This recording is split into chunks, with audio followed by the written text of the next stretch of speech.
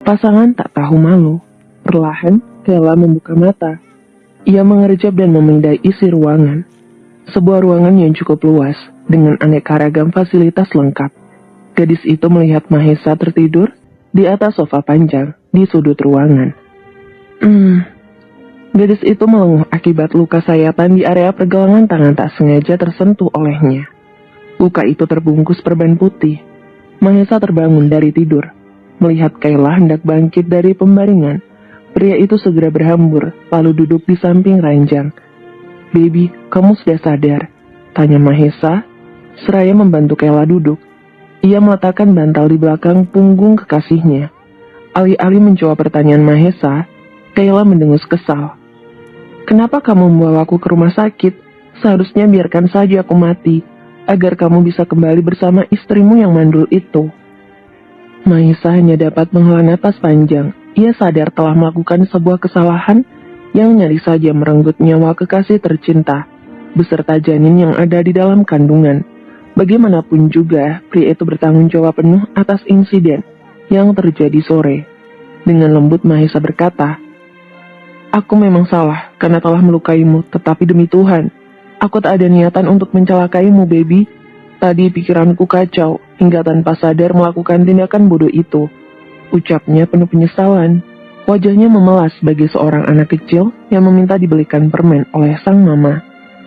"Kamu pikir aku itu anak kecil yang mudah kamu bohongi?" Kayla meninggikan nada bicaranya. "Jelas-jelas, kamu itu ingin membunuhku karena ingin lari tanggung jawab. Kamu tidak berniat menikahiku sebab ingin kembali ke Arumi, istri mandulmu itu kan?" Mahesa berusaha keras untuk tidak terpancing emosi. Ia tahu kesalahannya fatal karena berniat membunuh calon istri dan calon anaknya. Sangat wajar bila saat ini Kayla kesal dan marah padanya.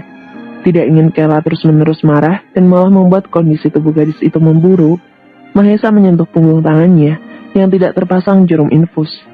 "Baby, aku memang salah.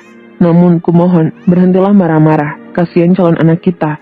Bila kamu terus-menerus meninggikan suara, dia pasti kaget dan merasa tak nyaman berada di dalam sini."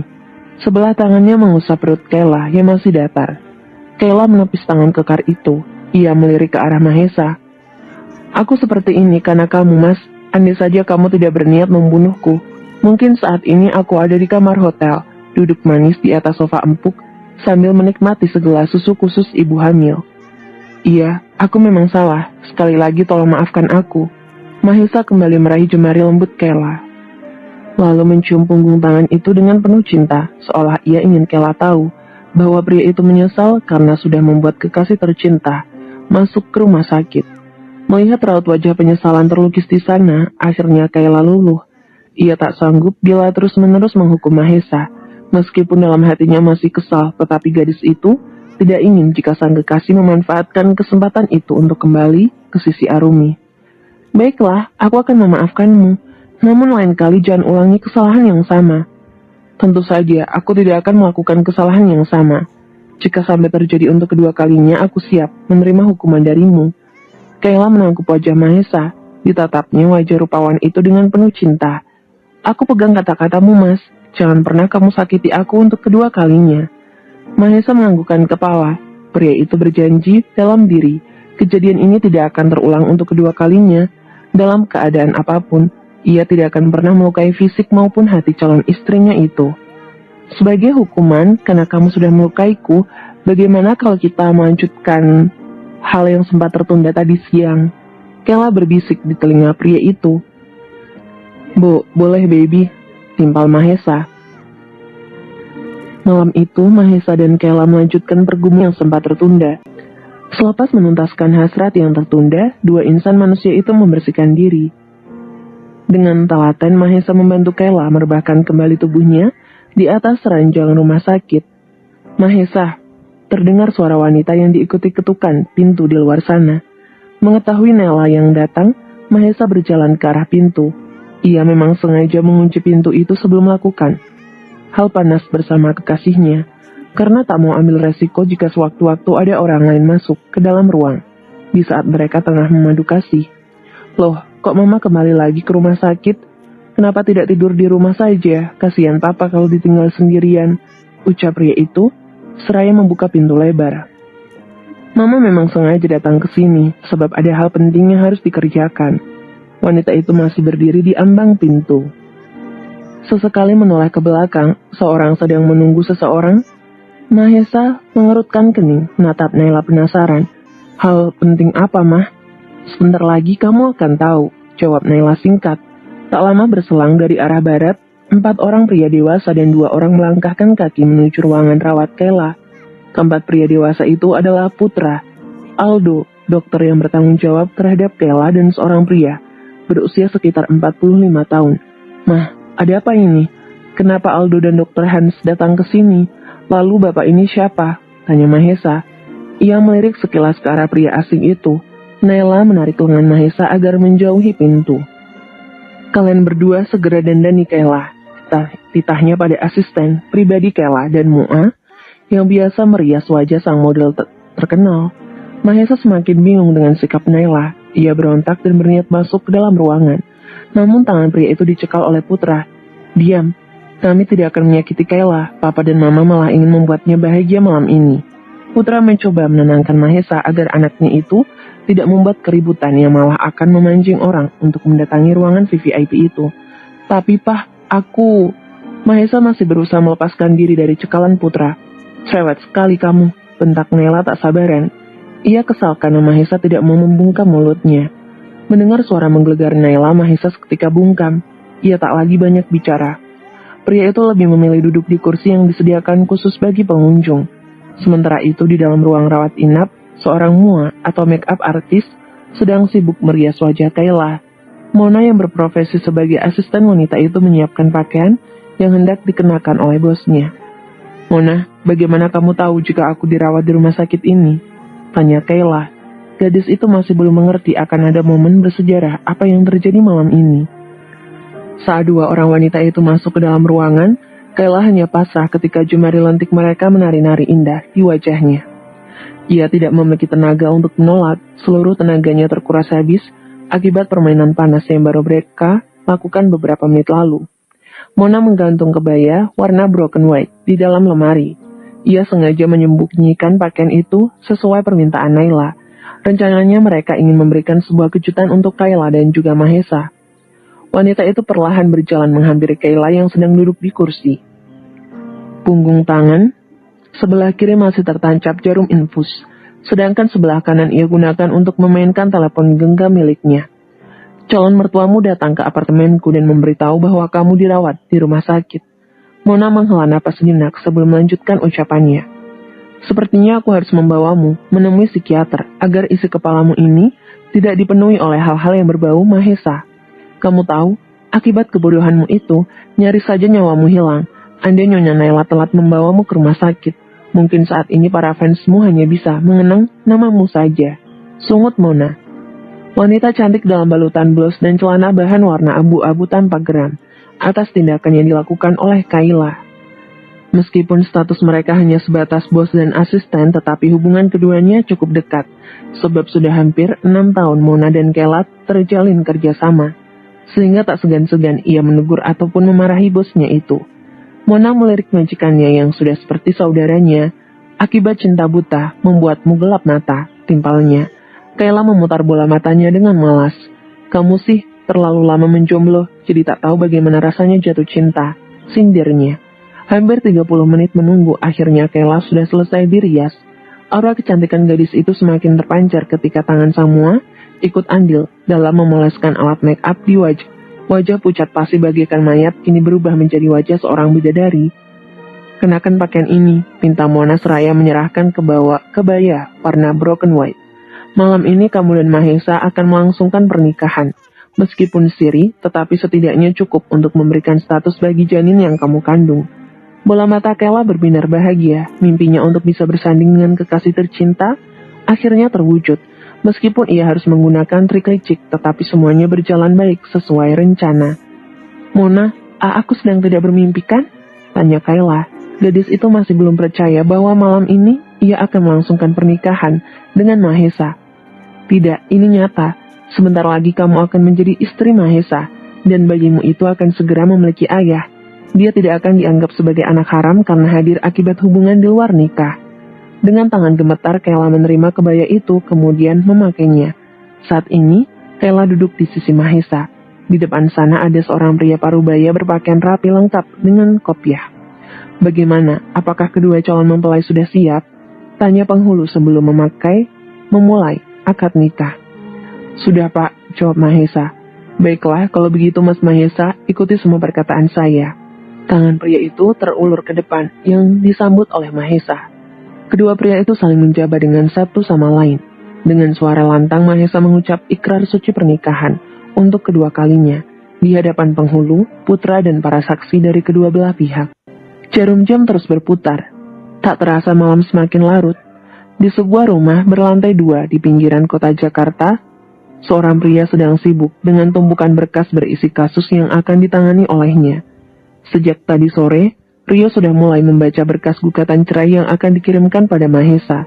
Ia bahkan rela mendahulukan kasus Arumi agar secepatnya bisa berpisah dengan pria brengsek seperti sepupunya.